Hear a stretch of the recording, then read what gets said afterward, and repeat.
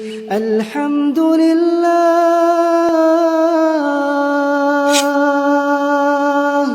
الحمد لله على نعمة الإيمان،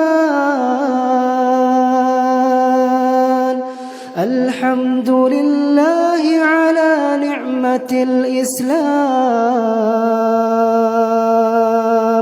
الحمد لله على نعمة الهجرة، الحمد لله على نعمة الهداية، الحمد لله على نعمة المغفرة.